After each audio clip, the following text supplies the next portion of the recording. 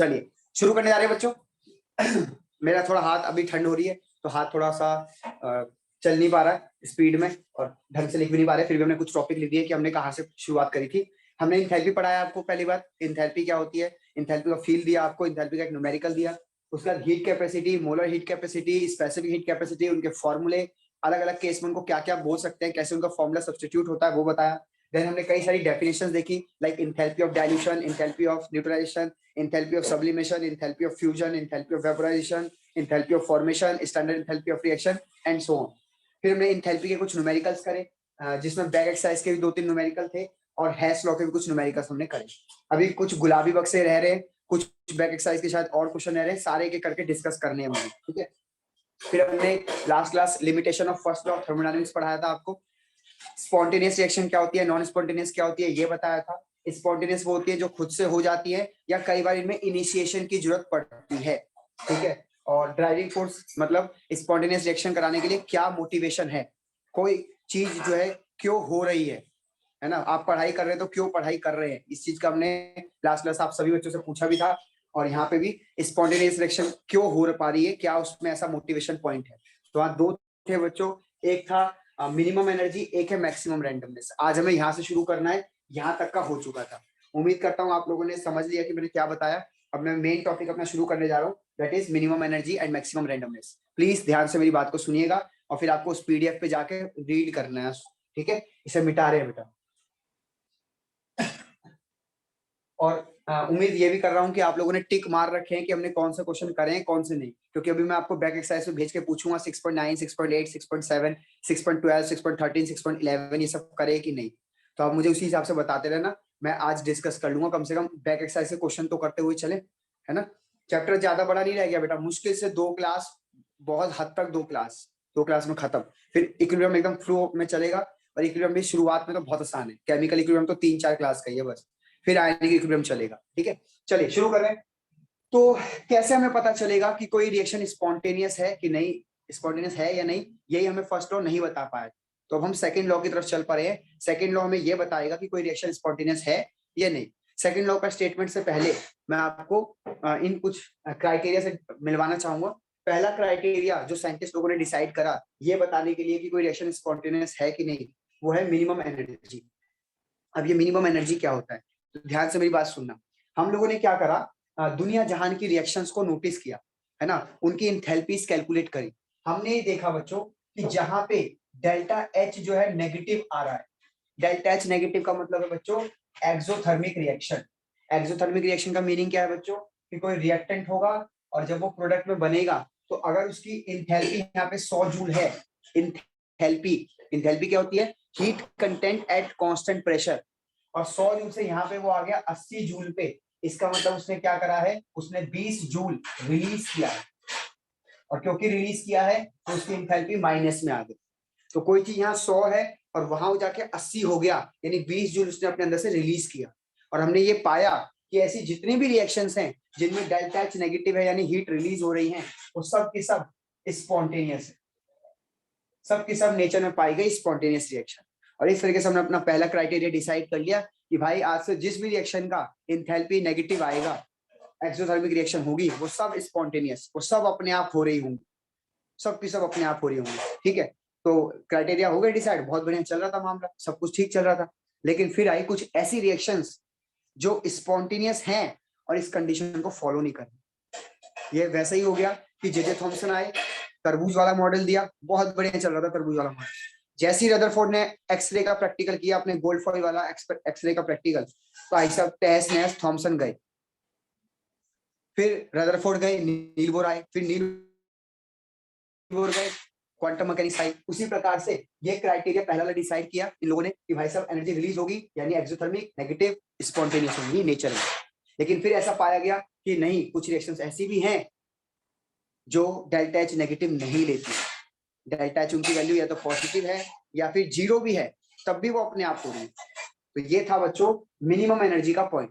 हर reaction चाहती है कि वो अपने आप को मिनिमम एनर्जी में रखे, और इस बारे में हमने बहुत पहले भी डिस्कशन कर रखा है कि कभी भी आप अगर अपने आप को हायर एनर्जी में रखते हो, हायर एनर्जी में रखते हो, है ना, थोड़ा राइटिंग चल नहीं रहा मेरा, इस हाथ नहीं चल पा रहा, तो थोड़ा ध्यान रखना, हायर एनर्जी, तो आप हमेशा अनस्टेबल रहते हैं।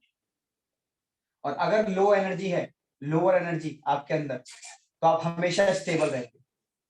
इसका एग्जांपल हमने बहुत बार आपको स्कूल का दिया है कि आप सुबह सुबह स्कूल में जाते हैं, नाश्ता वास्ता खा के जाते हैं, एकदम आपकी एनर्जी हाई रहती है। सुबह इसको मारा, उसको मारा, इसके बैग छीना, उसका लंच छीना, उसकी बोतल छुपाई, है ना, खूब खेल कूद कर लिया, कॉरिडोर में घूम रहे हैं, ऊपर से नीचे, नीचे से ऊपर जा रहे हैं।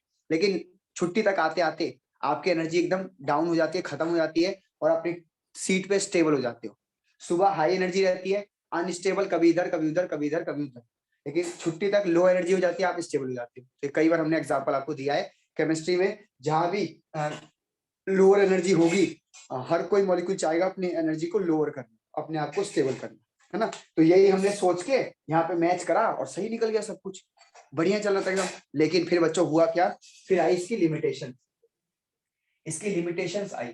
अब लिमिटेशंस कहने को एक ही है बेसिकली, लेकिन ठीक है, हम जबरदस्ती 3-4 रिएक्शन बना देते हैं, 3-4 लिमिटेशन बना देते हैं। वो 3-4 कहाँ मिलेंगी आपको? एंट्रोपी की एक पीडीएफ भेजी गई है, उसमें आपको मिलेगी अभी पढ़ने को। अभी आप मुझे बताएंगे हाँ सर हमें मिल गई, और फिर आप पढ़ेंगे भी उसको। तो पहले मैं हल्का हल्का बता दूं, फिर उसे पढ़ लेना।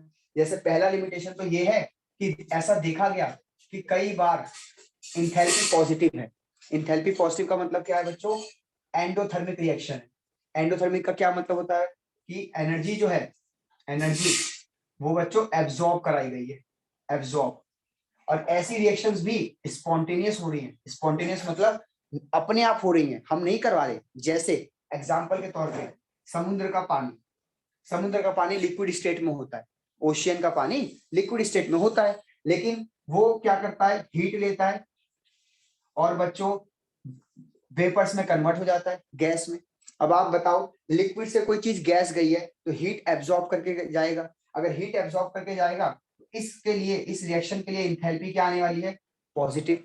और ये समुद्र का जो पानी का इवेपोरेशन है, ये आप थोड़ी करा रहे हो, आप लगातार एनर्जी दे रहे हो क्या? नहीं, ये नेचुरल प्रोसेस है, अपने आप हो रहा है, तो ये स्पॉन्टेनियस है। फिर सवाल उठ गया कि भाई साहब नेगेटिव वाले थे स्पॉन्टेनियस, तो ये पॉजिटिव वाले कैसे हो गए? भाई ये आ गया इसमें एक्सेप्शन, लिमिटेशंस आ गई। एक्सेप्शन तो नहीं बोलोगे, लिमिटेशंस आ गई, कुछ कमियां रह गई। बोलो, क्या आपको ये पॉइंट क्लियर हुआ?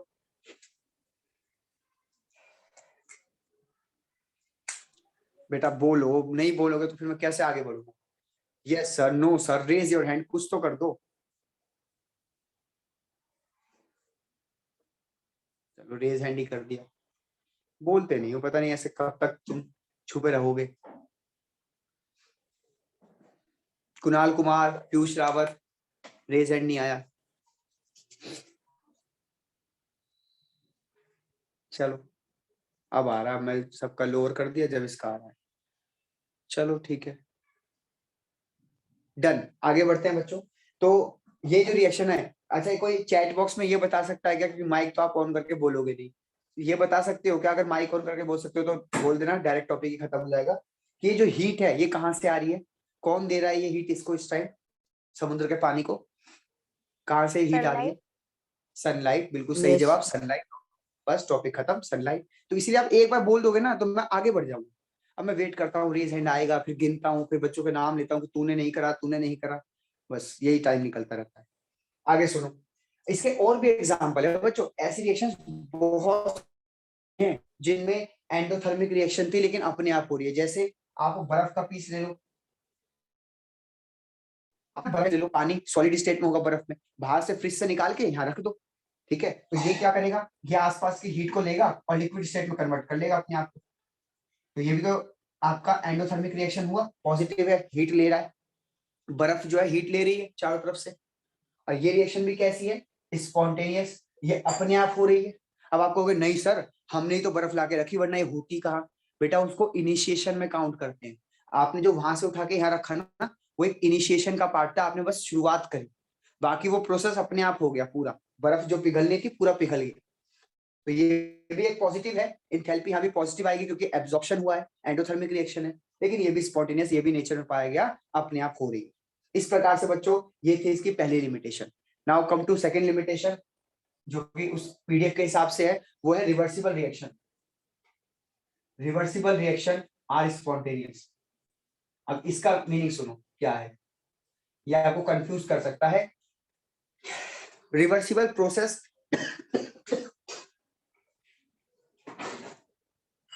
रिवर्सिबल रिएक्शन एक अलग चीज है और रिवर्सिबल प्रोसेस एक अलग चीज है।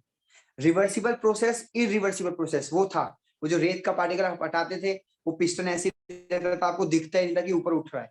जैसे ये उंगली है, आपको दिख ही नहीं रही कि उंगली इस तरफ जा रही है, लेकिन उंगली इस तरफ जा रही है। याद है हमने कहा था घंटे की सुई है, घंटे की सुई हिलती है लेकिन आपको दिखती नहीं, वो रिवर्सिबल प्रोसेस था, प्रोसेस। ये रिवर्सिबल रिएक्शन है, इसका सेंस अलग है। देखो क्या है इसका मतलब, इसका मतलब ये था कि मान लीजिए कोई N2 रिएक्शन है जो कि 3H2 के साथ रिएक्शन करती है और 2 अमोनिया बनाती है। N2 कोई मॉलिक्यूल है जो कि हाइड्रोजन मॉलिक्यूल के साथ रिएक्शन करता है, अमोनिया बना देता है। अब इसके लिए इंथैल्पी जो थी वो निकली नेगेटिव। तो आपने कहा ठीक तो है सर, इंथैल्पी नेगेटिव होती है तो रिएक्शन स्पॉन्टेनियस अपने आप हो जाती है। बिल्कुल सही है, हो जाती है, स्पॉन्टेनियस है। लेकिन बच्चों जब आप इस रिएक्शन का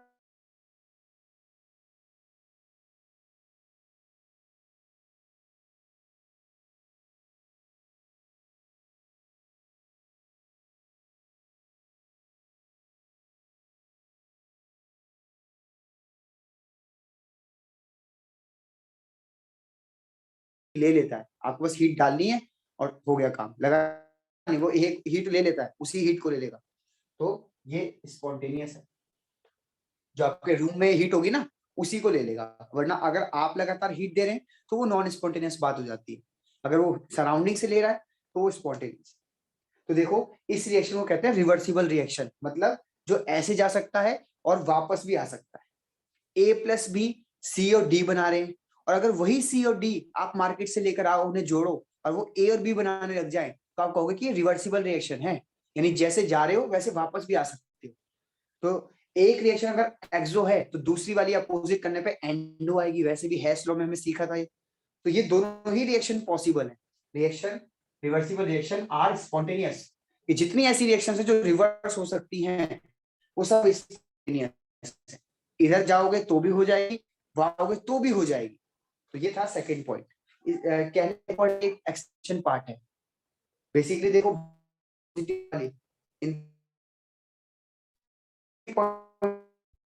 आपको ईस्ट्रिफिकेशन वाला, मतलब ऐसी रिएक्शंस जिनमें इंथैल्पी जीरो आया वो भी स्पॉन्टेनियस थी। ऐसी रिएक्शंस जिनका इंथैल्पी जीरो आया, इंथैल्पी जीरो कैसे आएगा, enthalpy of product minus enthalpy of reactant. तो जितनी प्रोडक्ट की वैल्यू थी उतनी रिएक्टेंट की वैल्यू थी, जीरो आ गया आंसर। ऐसी रिएक्शन भी स्पॉन्टेनियस। इसका एग्जांपल क्या है, इसका एग्जांपल है बेटा ईस्ट्रिफिकेशन। ईस्ट्रिफिकेशन, ईस्ट्रिफिकेशन कहाँ मिलेगा, ये ईस्ट्रिफिकेशन मिलेगा बेटा आपको 10th क्लास में। 10th क्लास में मिलेगा चैप्टर नंबर 4 में। Chapter number 4 carbonates compound. तो हो सकता है आपके टीचरों ने 10th क्लास में इसको आपको नहीं पढ़ाया था क्योंकि ये डिलीटेड था। क्या कोई ऐसा बच्चा है जिसने पढ़ लिया था, क्या कोई ऐसा बच्चा है जिसने पढ़ लिया था, रेज योर हैंड, फिर मैं उसी हिसाब से इसको सिखाऊंगा ना। कोई किसी ने नहीं पढ़ा था? अच्छा तुमने 10th पढ़ी भी कहाँ है, तुम तो ऐसे ही आ गए, ये तो दिक्कत है, बिना पेपर दिए ऐसे ही तुम 11th में आ गए हो। सर जो सिलेबस था हमने तो वो भी पूरा नहीं पढ़ा, तो डिलीटेड तो वही ना, डिलीटेड तो तुम क्या ही पढ़ोगे। ठीक है, अब 11th में भी तुम ऐसे ही हो जाओगे पास, मुझे लग रहा है। कुंजुम तो लेफ्ट कर गई, कुंजुम कह रही सर अब बेइज्जती कर रहे हैं, अब हम निकल रहे हैं। ठीक है, आ जाओ। तो अब स्टिफिकेशन आपको बताता हूँ क्या होता है स्टिफिकेशन, ध्यान से सुनिएगा। एक काम करते हैं, मुझे जगह थोड़ी चाहिए होगी तो मैं इसको मिटाने जा रहा हूँ। आप चाहे तो इसका स्क्रीनशॉट ले सकते हैं और फिर हम इसे मिटा दें। हालांकि नोट्स में सब कुछ है लेकिन फिर भी चलिए पढ़ते हैं आगे। खुद बनाना तो शुरू से बोलता हुआ आ रहा हूँ, नहीं कभी भी मैं भी जब देता हूँ अपने नोट्स खुद बना नहीं बनाए होते, अगर कहीं से कॉपी करके कहीं से डाउनलोड करके या दोस्तों से मांग के पढ़ रहा होता हूँ तो मेरे को समझ भी नहीं आते। ठीक है, टॉपिक आता है लेकिन नोट समझ नहीं आ रहे उसके कि उसने क्या लिखा है, क्यों लिखा है, और फिर नतीजा नंबर कम हो जाते हैं। तो फिर मैं अपने नोट्स खुद ही बनाता हूँ। ठीक है, भले मेरे पे नोट्स किसी के आ जाए लेकिन खुद बनाता हूँ लिख लिख के, क्योंकि लिखने से थोड़ा याद रह जाता है कि क्या तुमने लिखा था। चलो हाँ, तो तीसरी लिमिटेशन की बात चल रही थी, दैट इज डेल्टा एच जिस केस में जीरो होता है वो रिएक्शन भी पाई गई कि स्पॉन्टेनियस है, मतलब नेचर में खुद हो रही है। गुंजुम आ गई, गुंजुम। ठीक है, अब सुनो, डेल्टा एच जीरो जिसमें, हाँ बेटा आपका नेट नहीं चल रहा। चलो इसमें सबसे बढ़िया एग्जांपल है बच्चों ईस्टरिफिकेशन। क्योंकि आपने ईस्टरिफिकेशन नहीं सुनी 10th क्लास में, तो मैं आपको फिर से बता देता हूँ। देखो एसिड, ठीक है, CH3COOH, इथेनोइक एसिड। नाम में सुनना एसिड आ रहा है वर्ड, है ना। इसको एसिटिक एसिड भी बोलते हैं, सिरका में मिलता है, विनेगर, विनेगर में मिलता है, ठीक है। आप इसको इथेनॉल से रिएक्शन कराओ, C2H5OH, है ना, दारू, दारू से रिएक्शन कराओ इथेनोइक एसिड की। अब होगा क्या, यहाँ पे आपको एक लेना पड़ेगा concentrated sulphuric acid, H2SO4 concentrated, और इसको हम डिहाइड्रेटिंग एजेंट बोलते हैं, डिहाइड्रेटिंग एजेंट। डिहाइड्रेटिंग एजेंट पता है क्या करता है? डी मतलब होता है रिमूवल, हाइड्रेटिंग मतलब होता है पानी। तो ये पानी रिमूव करने के लिए यूज होता है, पानी ना यहाँ से रिमूव करना है। अब बेसिकली पानी क्या होता है, तो पानी पहले यहाँ लिख देता हूँ, ये होता है पानी, और मतलब H और OH, एक तरफ H एक तरफ OH। अब आप में से कोई बच्चा समझदार मुझे ये बताओ, इथेनोइक एसिड और इथेनॉल, कहां से H निकलेगा और कहां से OH निकलेगा? अगर मैं आपसे कहूं कि कहीं एक से H निकालना है, कहीं एक से OH, आपने अब तक ऑर्गेनिक के रिएक्शंस पढ़ लिए तो आप थोड़ा बहुत समझ पा रहे होंगे कि कहीं से H निकलेगा कहीं से OH। बताओ क्या लगता है? विद लॉजिक, लॉजिक बताना कि क्यों।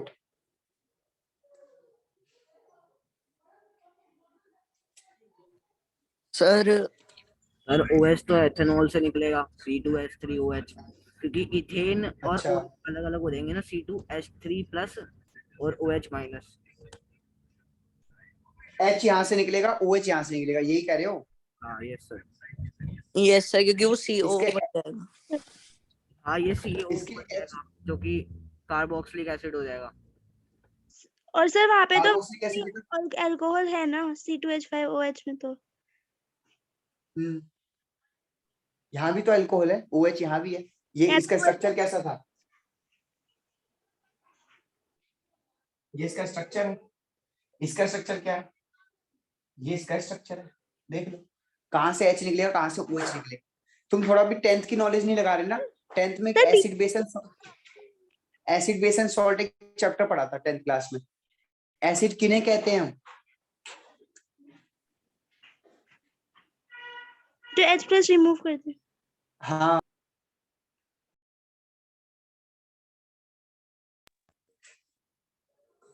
जो अपने अंदर से H+ निकालते हैं उनको हम एसिड बोलते हैं बेटा। अब देखो ये इथेनोइक एसिड लिखा हुआ है, इसका नाम इथेनोइक एसिड होता है। तो आपको क्या बोलना चाहिए था बताओ? अब भी नहीं आया क्या समझ? कहां से निकलेगा H? तो उसमें से H+ रिमूव होगा। जो है वो H रिलीज हाँ हाँ, ठीक है। ये इथेनोइक एसिड जो है ये H रिलीज करेगा और ये इथेनॉल जो है OH रिलीज करेगा, ऐसा हमें लगता है 10th क्लास की नॉलेज के हिसाब से। 10th क्लास की नॉलेज के हिसाब से हमें ये लग रहा है, लेकिन बच्चों ये गलत है, ठीक है। अब 12th क्लास में जब आप आओगे तो हम आपको सिखाएंगे कि एक्चुअल में यहाँ से OH निकलता है और यहाँ से H निकलता है।